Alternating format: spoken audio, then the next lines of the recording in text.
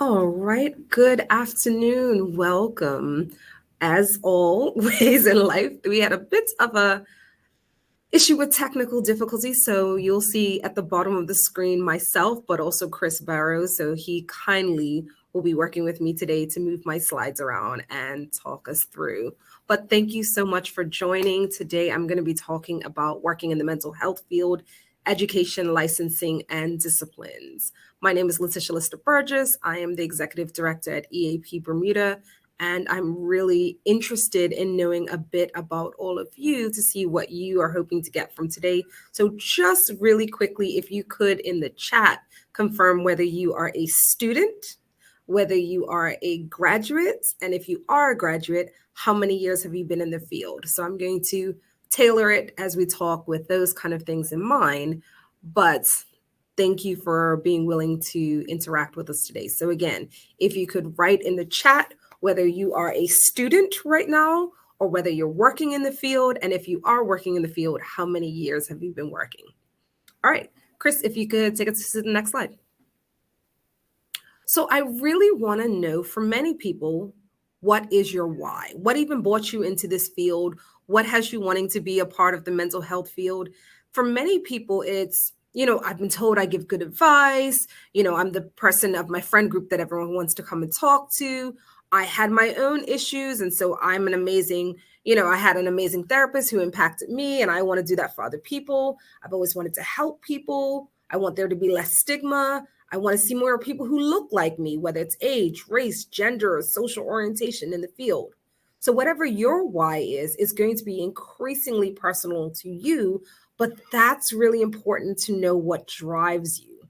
So, I love this quote from Amy Scarano. She's actually a mental health therapist, and she talks about, from early on, she really was that kind of person who talked people through their darkness. She says that I fought my own battles, not always easy battles, but with hope and determination. I became a therapist because I had a therapist who never give up on me. So for her, it's like giving back. And then with authenticity and pride, each lesson she learns, she feels that she can give it to the next client. And the great thing about this work is we can see people's lives change, and sometimes it's just utterly amazing. So, Chris, if you could give me the next one. So, I wanted to talk a bit about how do we end up on our own career path, because we cannot have the same career path as someone else. And so, understanding your own journey in terms of where you want to be is going to be a set of building blocks. So, for myself, I originally went to undergrad as a psychology student. By my second year, I had switched majors and was actually doing family and social relations. And from the time I was like 6 or 7, I would tell anyone who would listen, when I grow up, I want to be a social worker. And then I decided that's actually not what I want. I wanted to do something different. And so I ended up in family therapy. But if you look at my career on the left, these are all places that I've worked or volunteered or been a summer student. And so it's really, really critical to really understand where you want your career to go. I knew that I wanted to work with families. And so I made sure that when I was working during the summers or things that I was doing in my employments, those were the things I was chasing after. So for you, if you're new to the field or you're looking to change in the field, what do your summer student experiences look like? Where are you working? Where are you volunteering? Where are you doing your practicums? Because I've learned just as much from what I didn't like. For example, one of my practicums during grad school was at the Bridge, and it was a residential facility for drug and alcohol. And I really struggled with that population. So that taught me this is not what I want to do. Versus when I worked at Northeast Treatment Center, I was working with families all the time and it just lit me up. What is the thing that lights your fire? That's how you know what kind of degrees to pursue. That's how you know what you want to do with your life. Chris, can you hit me with the next one? So this is where it gets confusing for many people. There are so many degree options out there. Do you want to do a PsyD? Do you want to do your master's in psychology or counseling or social work or, psychiatric nursing? There's so many options available to you. Next one, Chris. Or Here's even more options. As I said, I did my degree in family therapy, but there's also now a lot more options available. Child and adolescent mental health, clinical mental health counseling, forensic psychology and mental health, school counseling, mental health and well-being and education, and psychological medicine. So at any given point, you have to sit down and decide for yourself, well, what am I interested in? So even for myself, I remember struggling to decide, well, where do I want to go to school for my master's? And so I actually applied to 7 different schools in 7 different states. And then in the interview process, I listened to the questions they were asking me. I was listening to see, what kind of internships or practicums would be available, what kind of teachers were there, what would I be learning? And that's what helped me decide. So at this stage, you want to be asking questions, questions, questions. And this is one of the first questions you should be asking. Is your program accredited? And so for many people, it's so easy to try to decide between, do I want online or do I want in-person learning, without recognizing that each program has different oversight bodies that accredit it. And so whether you're looking to do psychology, marriage and family therapy, or a mental health program, you need to look at that degree and that specific school and find out, are they actually accredited? Because there are lots of schools that offer degrees but may not be accredited at all. So in fact, in putting this presentation together, I found out a new fact. Psychology programs are either accredited by, in the UK, the British Psychological Society, in Canada, the Canadian Psychological Association, or in the States, the APA Commission on Accreditation, but only at the doctoral level. So actually at the master's level and bachelor's level, there is no oversight for accreditation.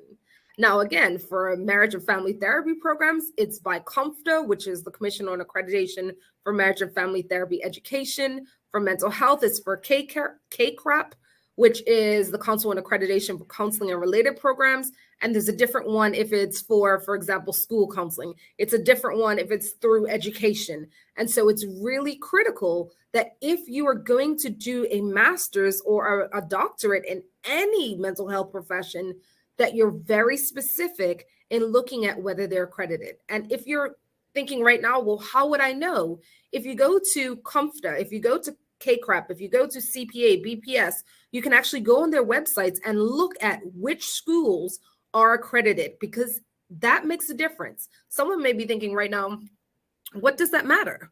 Well, when you're trying to get licensed, or when you're trying to get certified, or when you're trying to come back and, work in the field, you want to know that you went to a school that actually is going to prepare you well for being in this field. For example, I'll use MFT programs. If you're from a COMFTA accredited school, it is mandatory that it has practicums built in. It's mandatory that it has supervision, clinical supervision built into the program. Certain things are just part of the foundation.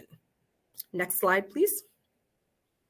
So I wanted to take a moment and talk about what is important in your degree. It's more than book learning. So yes, it's important to know what classes you're taking and who your teachers are, but do they have residencies? So for example, especially if you're doing an online degree, there are many programs where they'll do a residency. You may come on site, whether it's for 1 week or for a couple of weeks, and some schools do it for once a quarter or do it once a year, but you're there on site to learn from your professors and your fellow students as you go through your degree. Now, if you're on site the whole time, you'll do something known as a practicum, or in some schools, you have a practicum and an internship. Depending on your school, these can be on campus, they can be off campus. It's really important, however, that you find out the length of your practicums and internships and the requirements for graduation. Next one, please. So for example, I'll talk about Drexel. That's actually where I went to school and I did my MFT. And one of the things I loved about the program is it was incredibly robust. I looked it up just this week and putting together this presentation, and it's become even more robust since I graduated in 2008. And so this is what it would look like. And these are the requirements if you were to go to this school. They have a mandatory orientation. And that used to be at the beginning of the year. School started in August. So for July, we flew up for a week. Now it's virtual. We flew up for a week. And as I said, it was that version of a residency that I talked about before. But you had to pass that class just to be able to come in for August. Even though you were already in the program, you still had to pass this class.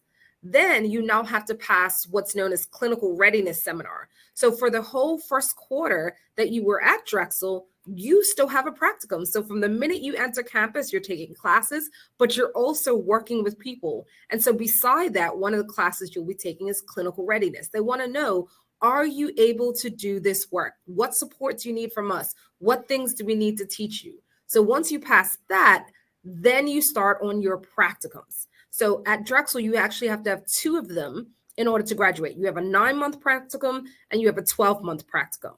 Now, it's expected, whether it's because ours were available in New York, New Jersey, and Philadelphia, because it's based in Philadelphia, that you were spending 16 to 20 hours a week at your practicum site. Because by the time you graduated, you needed a minimum of 500 client contact hours, 250 had to be directly with families. So if you think about how robust that is, for myself, by the time I graduated, I had about 1,000 hours. Some programs you have no experience at all, unfortunately. And so when you're looking at your schools, again, these are the things that should be driving you. How much are they investing in me and my career? And what are the expectations around my work experiences? The other part I loved about this program and continue to love is that it was built-in supervision. So we had small group supervision, on-site practicum supervision, school supervision, and then group supervision. We had 4 different types of supervision. So by the time you were done, you had a minimum of 100 hours of supervision for your 500 client contact hours. And back then, we used to actually record them with a camcorder. I'm sure it's more robust now, but it had to be observable because in those group supervisions, we were then talking about what we saw. Hey, Winnie, I noticed that when you're doing therapy, you tend to get nervous and then you rub your face like this. Or, hey, Allison, I noticed that when you're talking with people and you're not sure what to say, you say a lot. And so we were able to have that flexibility to talk through what we saw and learn from each other. Next slide, please. So do people know you? Every year I have people coming back and they're graduating. They're rarely proud of their degree. They come in and they say, I want to work for EAP. Or maybe your organization. Maybe they're thinking, I want to work for the hospital. I want to work for Child and Family Services. I want to work for Family Center. And they come back and nobody knows them. And so I won't hurt myself by singing the Alicia Keys song, but many of us are thinking it right now. Do you know my name? And so now is the time. That's why I brought up in the beginning, the summer jobs. Where are you in people's, eyesight? Are you volunteering places? Are you somewhere where you're coming to do a summer job or a practicum or an internship on island? Are you networking with people? There are many organizations here, whether it's the Bermuda Counseling Association, the Bermuda Psychological Association, the Bermuda Association for Social Workers. There are many organizations that function here. And so you should be on someone's radar by now. You should be asking people, hey, what school did you go? What things were you interested in? What would help me in my career? And so, in fact, I was known in the field as the question girl. At every job I went to, at every volunteer place, at every practicum, I was constantly asking people questions because I wanted to know what it would take to move my own career along. Don't be afraid of asking the questions. Don't be afraid of people getting to know you because that's going to help when it's time to be employed. Thank you, Chris. So here's just some of the licenses that are available in the mental health profession. And before we get into that, I want to say a very important thing for especially any new students, any graduates. Try to stay 1 year at least before you come home. Getting licensed once you move back to Bermuda is very difficult. In fact, sometimes it's virtually impossible. But when you're away, it's really so much easier to be able to take your licensing exams. And as I said, for example, if you're from a CompTIA accredited school, a BPS accredited school, it's so much easier because some of the things that the licensing boards will ask, your school would have already put in place for you. whether it's the number of hours of work, whether it's the number of hours of supervision, specific classes. So at that point, all you need to do is gear down and prepare for your license. So it could be some of these options. Are you looking to be an LPC, a licensed professional counselor, or LCPC, a clinical professional counselor? LCSW, clinical social worker, LMSW. I might, some people are LMFTs, marriage and family therapists, licensed mental health counselors. There are so many ranges. And on top of that, there are different certifications as well. So depending on what you want to do, it's really important to ask, okay, if I'm in Hawaii, what does that state board need from me to do my license? If I'm in Pennsylvania, because each state has different requirements. So based on which of these licenses you're going for, you need to know state by state what they're asking for, and also what may go across disciplines. So for example, at one point when I first came home in 2008, I actually was looking at Hawaii, because Hawaii, I was going for, and I'll talk about this later, I was going for my clinical fellowship through the AMFT, and Hawaii, as long as you were a clinical fellow, would automatically grant you your LMFT. Most states do not do that, but a lot of the other states' requirements they were kind of hard for me to do as an international, because you had to have in-person supervision every week. So I couldn't fly to the US every week. So that kind of knocked me out. So before you come home, these are the kind of things to think about. Chris? So if you're new to the field, here's some things that are interesting to think about. But even if you're more seasoned, these are things that we all need to include in our practice. First off, keep the faith. This is wonderful work. We are literally changing lives, but it is hard work, emotional work. It is difficult work. It is challenging work. It is work that will have you second guess yourself. And so it's really critical that you keep the faith. Ask away. Ask a million questions. In fact, we have an intern working here right now. And one of the things he said to me when he first started, he said, I don't want to ask too many questions. I am a smart person. And I said, smart has nothing to do with it. Learning is about being willing to ask and ask and ask, because there is never a point in your career where you know everything.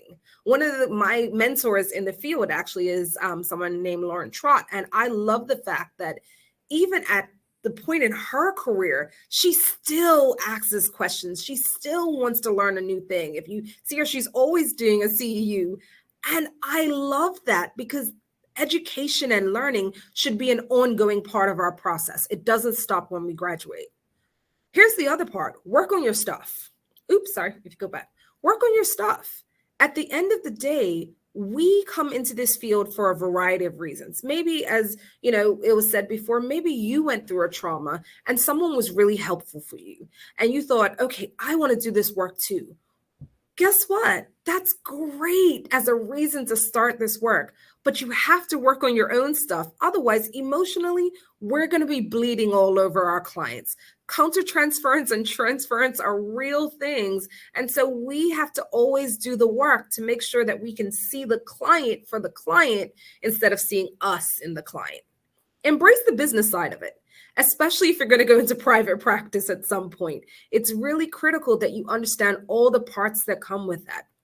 So whether it's taking an accounting course, whether it's making sure you understand QuickBooks, whether it's making sure that you actually understand, having a business degree, or understanding just how to read your balance sheet, all of those things are going to be really important, because the therapy is what we do, but the business stuff is what keeps us afloat. And then we have to be assertive in our own goals, assertive in our own career path. There have been many things that have happened in my career where I had to go out and fight for it. If I waited for someone to give me an opportunity, it wasn't necessarily going to happen. But you also have to ask for help. You do not know it all, and it's okay not to. And so at each point in your journey, look for a mentor.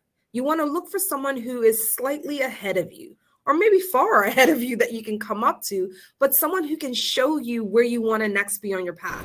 If you're thinking, hey, I'd love to be an executive director one day, start talking to executive directors. If you're thinking, actually, I'm thinking I might want to work with trauma more than I want to work with, case management, then start talking to people in that side of the field. But at every point in your journey, you really need to be checking in and looking for mentors to help you grow in your career. Be intentional. At the end of the day, as I said before, there are many, and I'll talk about it in a bit, there are many points in my career where I had to kind of take the bull by the horns and say, this is where I want to be. And so this is what I'm going to do in order to get there. But we need to give that honest feedback. As we go in our career, I hope that you will take the opportunity to mentor other people.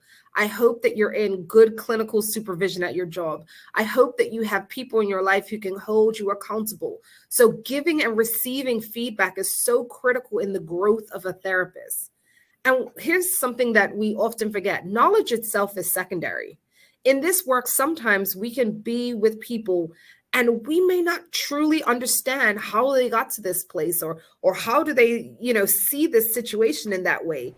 But by creating a space where they are seen, where they are heard, where they are respected, where things are confidential, that's what drives the therapy. I always say if we can be empathetic, then it doesn't really matter what your theoretical orientation is, because at the end of the day, people come to see us and hear from us because they want a safe space.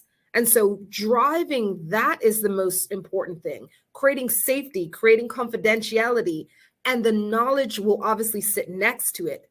But nothing is more important than emotional and physical safety and, creating that confidentiality. And then the last piece, slow down.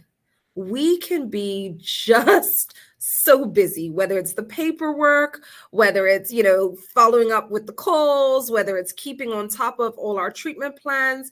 We have to be mindful that we don't burn ourselves out. And so self-care is a critical part of this work. Slow down. After the session, take a moment to breathe. Don't just go from one client to another. Take a moment to just digest what happened. When you finish for the day, take a moment to decompress before you just move on to another part of your life. Take a moment for yourself, because this work, as I said before, is emotional work. And so we can only bring the best of ourselves when we are in the best possible place. And I really love this quote, and it really resonated with me. Success as a therapist is not found in doing something for the client, but rather in being someone for the client. And so we have to be mindful that we don't get lost in the work, that we lose the most important part, which is the emotional space that we create for people. Chris?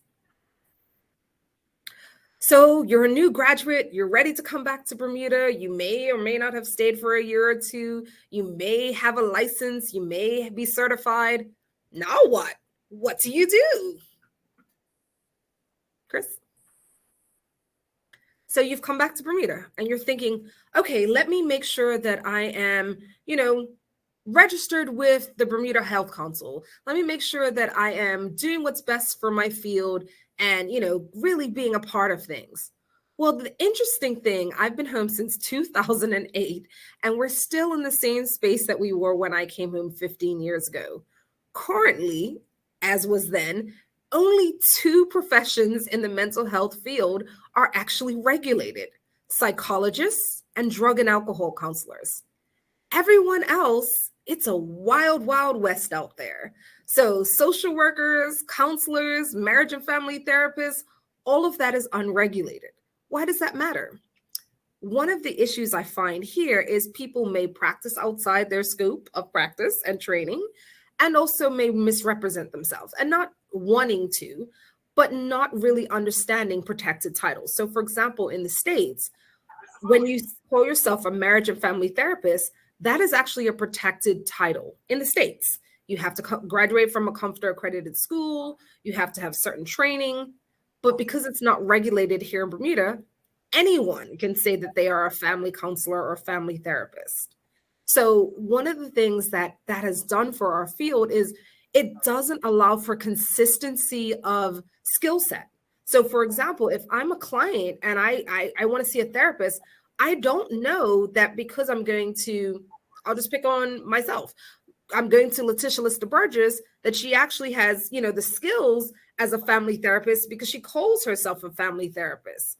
I don't know that in the same way versus if I go to a psychologist, I know one, that they actually are a psychologist, and two, that they have a reporting body and that they have a body for complaints. So if, for example, as a drug and alcohol counselor or psychologist, they do something that's inappropriate or something that I have concerns about, there is an actual reporting body for a complaint process that doesn't exist for anyone else in the field. And so it's really critical for all of us then to say, what can we do as fellow mental health professionals to drive this along so that slide changes, so that we're all regulated and that there's a baseline that we're all held to. And so right now, if there's no way, we have to start creating it. Chris?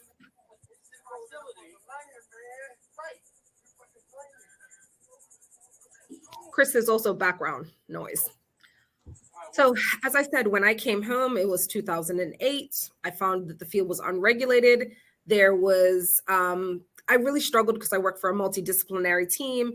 And so, while that was great for my knowledge and my growth and getting to know new ways of thinking and working with other individuals, I really didn't have many people in the field who were trained like me.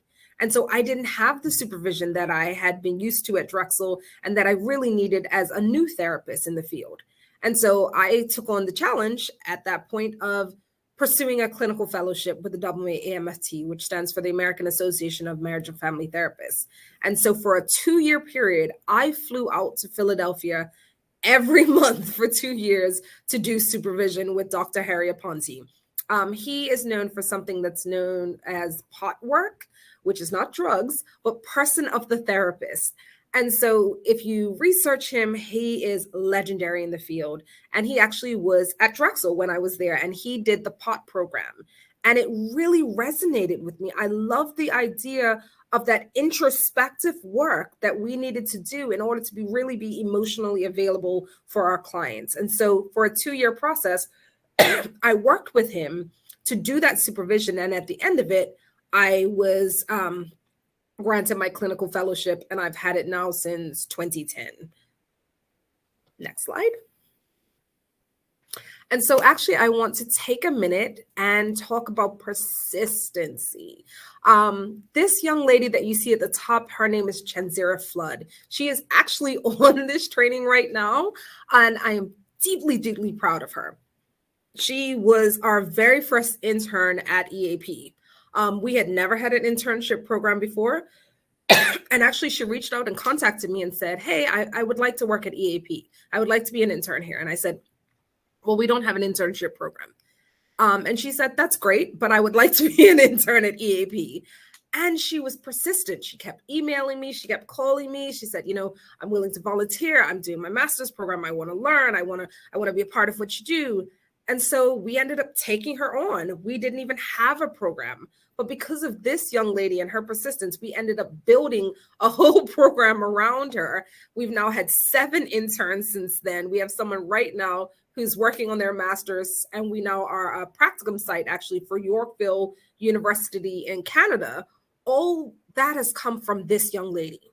So I bring her up to say sometimes you have to knock at the door, knock at the door, knock at the door until someone says, all right, come in, we'll figure it out as we go. And so she could have easily said, hey, I haven't found anywhere that I can intern at. I haven't found a place that's willing to take me on, and got really upset about that or depressed about it. But instead, she just kept creating her own opportunities. And the interesting part of that story is not only did she become our intern, but once her internship was finished, I thought, this girl works so hard. She's such an incredible woman. She has such a great therapeutic mind. We created a role for her, and she became our clinical assistant. And now she's moved on to other places, but she is amazing. And so that is a twofold story. One, once we get established in the field, we have duty to reach back and create opportunities for other people. because we needed other people to do it for us. So once you're established in your own career, it's how do we give back? The second part of it, as a new person coming into the field, be willing to say yes. Be willing to take on the challenges that someone else might not. Be willing to accept unpaid work at some point. Be willing to say, how can I get my foot in this door? How can I help? What can I do? Don't just be limited to what's already there. Because quite frankly, if she had taken that no when I first gave it to her, she wouldn't be a part of this presentation. But instead, she was someone who said, I'm doing this degree. I want to have this kind of experience. What would it look like in order to make this come to fruition? And so the bottom picture you see was actually a group shot of all of us as staff. And this was her when she had joined our team as a clinical assistant. And so be persistent. Your career may not look the way you want it to. And so how do you keep putting yourself out there? How do you meet new people? How do you create those opportunities so someone will look and say, I have to figure out how to do this. I have to hire this person. I have to help them on their journey.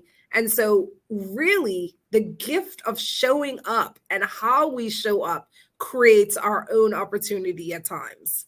So thank you, Chenzira. Next slide. So we got to keep growing, and the onus then is on us. As I said, we can't wait for other people to create our opportunities. Sometimes we have to do it ourselves. So I think of this as my own personal growth. In that first picture, it was my first my first job back home.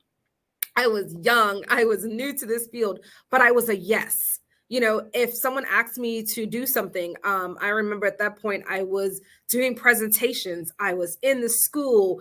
I was doing articles for the newspaper. I was, being involved in all different capacities because I wanted to grow myself. So especially when you're new to the field, put your yes out there. Put your yes out there. Put your yes out there. At the second picture, I was now at EAP. I was taking on more leadership responsibilities. I was learning things on the business side. And in this last picture, this was just taken last year. I'm now the executive director here. I'm now able to give back to the field in a different way. But the other piece of this is I have a much better headshot. So realistically, for anyone in the field, I always say, get a great headshot. Really, at the end of the day, it really puts a very different professional stance in the things that you do then. And if you look at them, that's the picture I use now for almost everything I do. And over time, as you grow, take more headshots, take different headshots, but you want to really work on your professional presence. And whether it's your social media, whether it's how you interact with people, you are constantly the job. And so, yes, it's important to have that distinction. It's important to recognize that you are your own person and a human being, but I can never stop being Letitia Lister Burgess, the executive director at EAP. So whether I'm going to the grocery store, whether I am at the park, or whether I'm actually in the office, people still put me with the job. And so how do you show up in all the capacities of your life that honor that professionalism? Chris? And also then I want you to keep learning. So this may be for someone on the call who's not a student, who's been in this field for a while. Maybe you're kind of getting stagnant. Maybe you haven't, really moved past that point of, I graduated from school 15, 20, 30, 40 years ago. Are you still pushing yourself to keep learning? In the last couple of years, I've gotten my CEEP. I think that was 2012. I got my CEEP, and now I am one of only 2 CEEPs on an island in Bermuda. Now I'm pushing for my own staff to get that because I see what that does for our field. Sorry, it stands for Certified Employee Assistance Professional. Now that I'm working for an EAP, I want to pursue, the certifications in that field. And then about 2 years ago, I decided I really wanted to have a better business understanding if I'm going to be a great ED. And so I took an Introduction to Nonprofit Management course 2 years ago. That was great. It really helped with my business knowledge and has been really insightful. And in fact, I have another staff member that I sent through last year, and they've now completed it. My goal for 2024 to 2026, I would really love to become an AMFT approved supervisor. So that's going to take a lot of time and effort, but I constantly want to be growing in my career. So for you, I want you to think about the same things. Where do you want to see yourself in 5 years? What does that look like? What commitments will that require from you? What sacrifices will that require from you? And what are you prepared to do to get there? Again, all of this in my journey has taken time, effort, sacrifice, money. But in all of it, I had to see the investment for where I wanted to be. And so if you take nothing else from this today, recognize that as part of the education process, be deliberate about where you go, the licensing and certification process, be deliberate about what you work on. And then with your disciplines, really, where do you want to be in this field? And so all of that takes intentionality. So talk to people because people will help you along your journey if you're open to it. Next slide. So for some of us who are more seasoned, I don't think you ever arrive or ever get to a point where you know all there is to know. But there are some things that we still have to hold on to. Supervision, supervision, supervision. I cannot stress this enough. While it was great to have supervision during graduate school, it was even more important to have supervision once I left, because now I am in the real world. Now I am doing the work, and now I have challenging cases, and I need to know that I'm doing this well. I need to know that when there are cases that come up that, stump me, or they're new, or I've never heard of this before, that I have people I can talk it through, that I can run ideas by, that I can get accountability from. It's critical. So if at your job you don't have clinical supervision, look for it locally. There are a number of local providers that will provide supervision, and make sure that you have that accountability that you need. So I talked before about Dr. Ponte and POT work, which stands for person of the therapist, not drugs. But again, that piece of self-awareness. Whenever I see, situations where a therapist will say, oh, I know exactly what that client's going through because I went through the exact same thing in my life, in my marriage. And, that's not true. No client is ever us. And so it's really critical that we're always doing that self-awareness piece. What's happening in my own life? Am I burnt out? Am I giving too much? Am I frustrated? Am I stagnant? Always doing that piece of assessment, because that's what's going to help keep us accountable to the work, but also accountable to our own growth. We also have to be able to accept feedback. Some of us can't receive it. Some of us don't do well with constructive criticism. Some of us really just want someone to tell us that we're doing well, but not really say, hey, here's the thing that we could work on. Actually, your paperwork needs to be a bit better. Actually, you really need to start putting your treatment plans in. Actually, when you're dealing with certain clients, I noticed that you don't follow up with the ones that you don't like as much. Whatever it is, we have to be able to receive feedback in order to continue to grow. And that is the name of the game, not to graduate, but to grow. And then we have to practice that self-care. It's so easy in this field to be all things to all people. I saw a meme the other day. It really spoke to me. It said, superwoman, super wife, super tired. And, the last couple of years have been exhausting. There's been a global pandemic. There's been so much need for mental health services. So for anyone in the field, we were busy. And we were also at risk of being burnt out. And so it's really important to practice what we preach to other people. Are you taking a moment for yourself? Are you looking at the things that help you find balance and peace and calm and joy? I remember talking to someone during the pandemic, and, I said, well, what do you do for fun? And they said, travel. And I said, well, no one in the world is traveling right now. So what are you doing right now for fun? And they stopped and they said, I don't know. And so we have to be intentional about finding our own joy along the path. The other part is knowing where to draw the lines. Bermuda is a land of blurred boundaries, and so we may wear multiple hats. We may have situations where someone is our mother's sister's cousin's best friend from high school. Or, this person goes to my church, or I know this person from, this party I went to. We have to know where our boundaries are, and that's so important in a small island like Bermuda. I often say, it's 24/7 work, but we also have to put in the hard stops. So, for example, during the last couple of years, one of the things that I did for myself is I don't take phone calls between 8 and 9, period, no matter what, whether it's a crisis or not, because that's when I put my children to bed. And I give so much in other capacities that I wanted to protect something just for them. So my staff know, people in the community know, my phone is off during that time. And so that's that time that is genuinely just for them, to connect to them, because they're going to grow up really fast, and make sure that they have that one-on-one time that they know matters.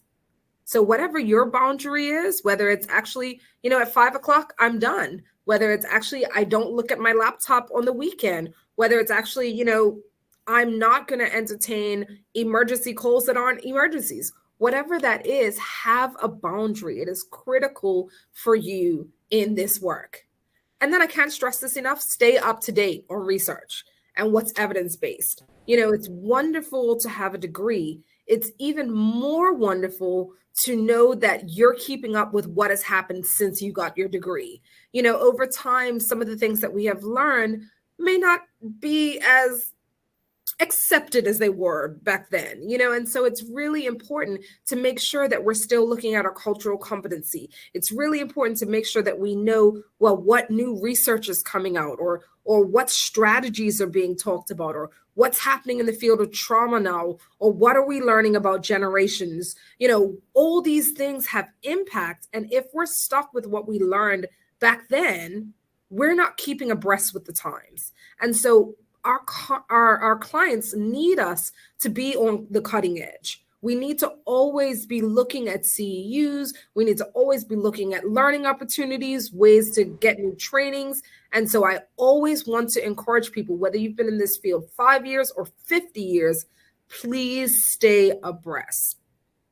But as I said before, we have a responsibility to this field as well.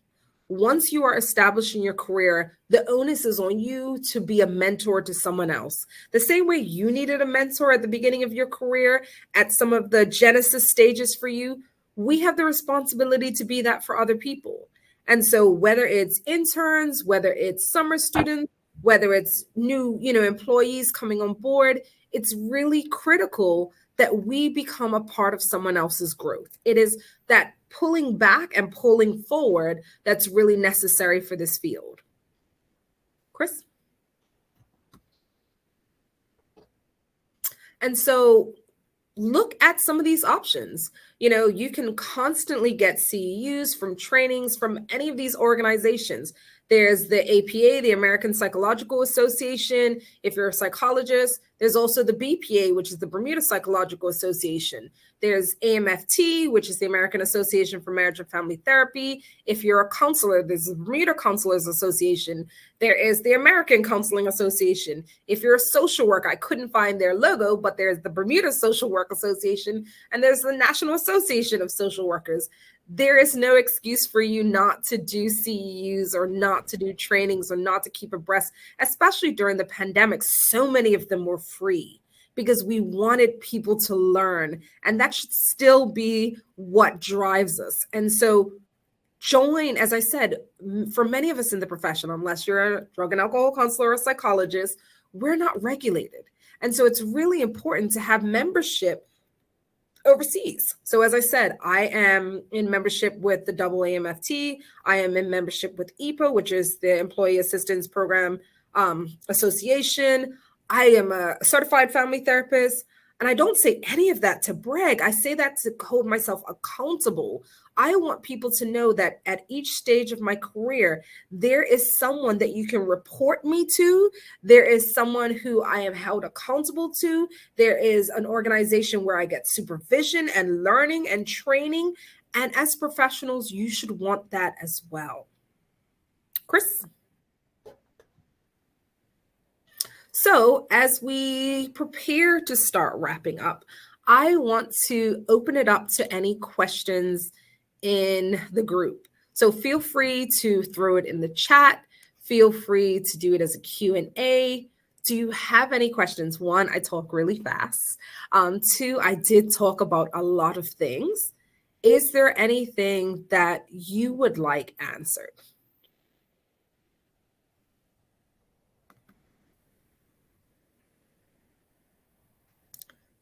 Oh, thank you, Karis. So Karis said she's worked in the field for 40 plus years. I love that. And you know what? The reality is the field is constantly changing. And so as it continues to change, we have to change with it so that we're in a position to always know what is happening right now for the field. Okay. Kamala asked, are there any recommendations? Sorry, I need a little bit more. Any recommendations for what to help? Oh, are there any recommendations, for example, to continue to grow? One, I cannot stress this enough. Do the work. At the end of the day, we are going to have some jobs that give us lots of opportunities and some jobs that aren't going to give us as many. So we have to own that process for ourselves. As I said, for a 2-year process, I went overseas every month. I paid for that. I worked extra hours at my job so that I could take that time off. It was never necessarily that things were given to me, but I constantly had to sit and assess, where do I want to be and what are the things that I'm prepared to work around, work with, negotiate so that I get to my goals. The other part of it, as I said, is do the work. There are going to be some periods in our life where it's not going to be exciting work or sexy work. It's going to be case management and, maybe feeling like I see the same client again and again and again, but that's what sharpens our skill sets. And so it's really critical that we don't get burned out, that we don't get overwhelmed, but actually we're building our experience, we're building our knowledge base. Leonard Asward asks, have you shared this information with young people in high schools? I actually have for Barkley. Barkley had me come in, I think, 4 years ago, pre-pandemic, to talk to their teens around, understanding where they could go in the mental health field. But we would definitely be interested if any school wants us to do a presentation like this or talking to, their S4 levels. We would be happy to do it. Feel free to reach out to us. I will really quickly in the chat throw our contact information.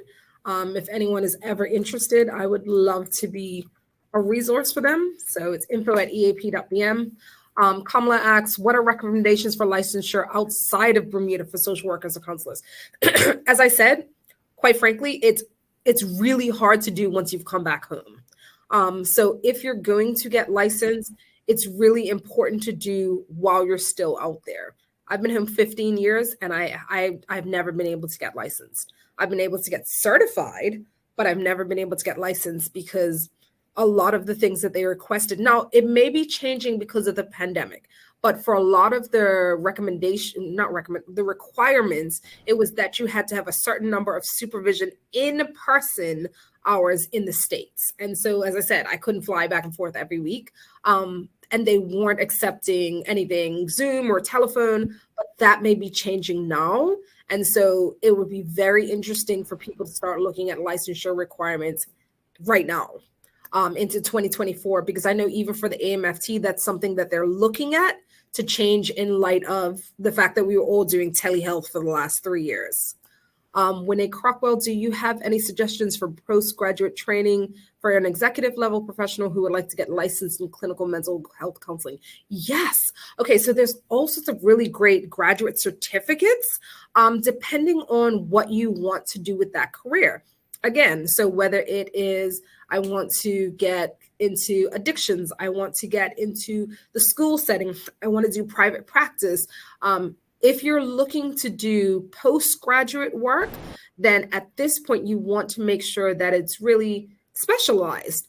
So this would be a great time to really look at your own interest. I think a lot of the times the mistakes that some people make is they say, well, so-and-so's done this, so this is the path. Well, you may not want to work where that person works. You may not have the same interests as them. And so when you're looking at postgraduate training, it should be very deeply personal. So I'm sorry if that's a generalized answer, but that's because that answer should be personal to each person. But as I said, if anyone wants to talk about this offline, I would love to. As I said, my information is there. And every year I've made myself available to people, whether it's high school, bachelor's, master's, postmasters, to kind of have chats around, well, where do you really actually want to be? And what schools will actually get you there, or what trainings will get you there, or what certificates will get you there, or what licensing options exist, so that you actually end up having the career that you want by being intentional about it. So again, really being the driver of your own career is really necessary. And as I said before, Chenzira is on this training, and I wanted to talk about her specifically. I asked her permission 2 nights ago. Can I mention you? Because at the end of the day, she is someone who I have been deeply impressed with. And I tell her all the time, your gifts make room for you. At the end of the day, her persistence is what got her where she is in life. And so for all of us, we have to have that same level of persistence in pursuing what's really critical to us. Because whether we're going to end up certified as a trauma specialist, as a play therapist, doing art therapy, doing mediation, whether do divorce coach, there are all these different paths that can exist in the mental health field. Whatever your path is going to be around what's interesting to you. And so what are you good at? What do you enjoy? What lights your fire? What gets you passionate? Those are the things that you should go after, because that's what's going to keep you going in this field. At the end of the day, as I said, I went from a psychology major to not knowing what I wanted my master's to be in. And as I said, I applied for 7 different programs. And it was the one I knew I wanted to be a MFT when we were doing that interview process, and they were asking me questions. And I thought, I want to think how these people think. I want to think systemically. I want to think about all the parts of a family. I want to think about what's happening underneath the level. I want to think about what the hidden context is. That's what resonated for me. But maybe you're someone who's thinking, actually, I really want to be working with teenage girls. I really want to be working with the elderly population because people ignore them. I really want to be working with drug and alcohol cases because, that's something that I see, in my family, and I really wish I could have helped. Whatever that is, do the personal work, that's the self-assessment piece, so that we don't get lost in our own stuff, but that our passion then can be married with professionalism, and that's where we get to a great place in our career. So you want the passion, that's the fire and the flame. You want the professionalism, that's the business side, that's the making sure that you keep up with the field, that's making sure that you actually are doing what's best in the interest of the clients, not just in your own best interest. And together, that's what really gets you a career that's worth having and that's really going to be appreciated in this field. So thank you so much for being a part of this. Thank you so much for engaging. We have about 5 minutes left. So if anyone else wants to drop any questions or comments or thoughts, I am now just going to take any last comments, and then I will share my last slide. Chris, if you could go forward. And this is how I think about it. As a therapist, Virginia Satir said this, and it really still resonates with me. As a therapist, I am a companion. I try to help people tune into their own wisdom. We must always remember this person is coming to seek our help, but they're the true expert of their life. And in fact, one of the things I always say to any of our interns as they come through our program is it's not our responsibility to know everything. Who we are is a light on the path. We're able to shine on their path so they can see things more clearly, so that they can get some understanding, so that they can think about it in a different way, so that they have that aha moment. But it is not our job to tell them what to do. It is not our job to decide what happens in their life. We are but a light. We are a companion. And so I want to thank you for being interested in this work. I want to thank you for being interested in helping others. And I want to thank you for being a part of this amazing conference. And I hope that you will continue to learn more and grow in this field. And as I said before, I am always interested in being a part of someone else's journey. So if you would like get more information, if you're sitting here thinking, I have a cousin who's talking about being a social worker, I have a niece or a nephew who wants to go and be a psychologist, I have a friend who wants to be a therapist, feel free to get in touch. I would love to help them along in their journey. And so I thank you. I thank you for your time. I thank you for your interest. I thank you for your engagement. Have a great day.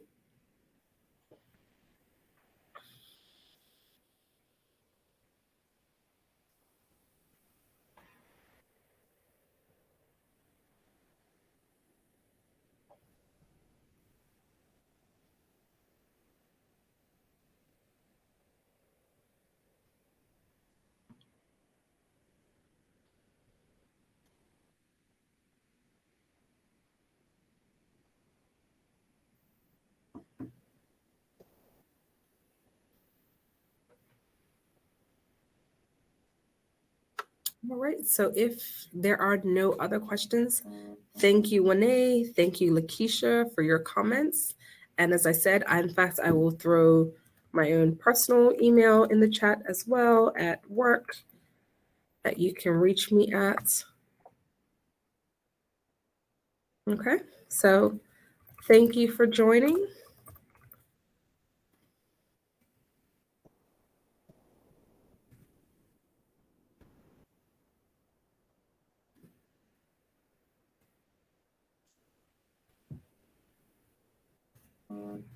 And this is our contact number.